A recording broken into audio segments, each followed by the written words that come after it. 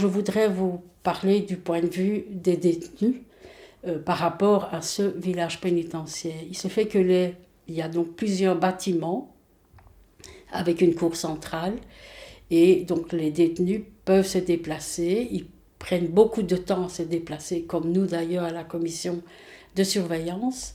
Et ce que nous constatons surtout, c'est le problème, dont je ne parle pas alors des bâtiments, mais de la communication.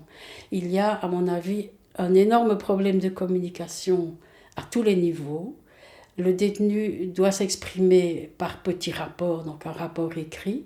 Chaque détenu est dans sa cellule, un petit ordinateur, en service interne évidemment, pas vers l'extérieur, et que tout se passera alors via ce petit ordinateur.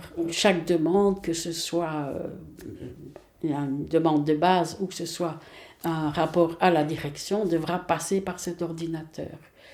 Et ce que nous constatons surtout, c'est qu'il n'y a pas ou peu, très peu, trop peu de réponses, ce qui crée évidemment une énorme frustration du côté des détenus.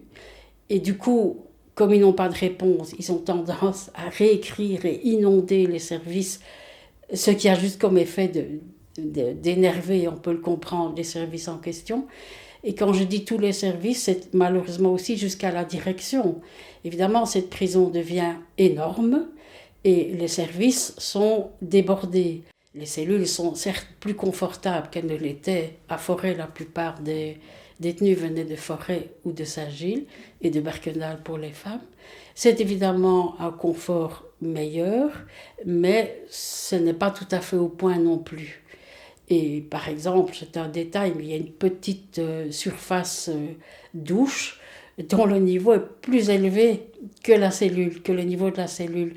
Ce qui veut dire que quand ils prennent une douche, la cellule, elle est à moitié inondée.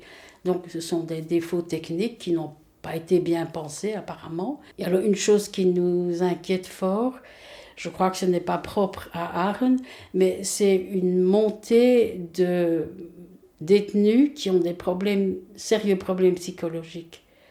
Et ça, c'est quelque chose qui nous inquiète beaucoup, parce qu'on se rend compte que, et c'est souvent les nouveaux arrivants, donc perdus, et donc ces problèmes-là ont comme effet que ce sont ceux-là qui, le plus vite, désarçonnés par un manque de réponse, par un non-suivi de leur dossier, s'énervent et puis ça déborde. Et puis c'est souvent eux qui se retrouvent alors au cachot. Je sais qu'on dit pudiquement cellule temporaire ou cellule nue, mais moi nous continuons à l'appeler cachot parce que c'est un espace sans rien, avec des vitres opaques, ce que nous déplorons parce que c'est déjà très difficile à vivre.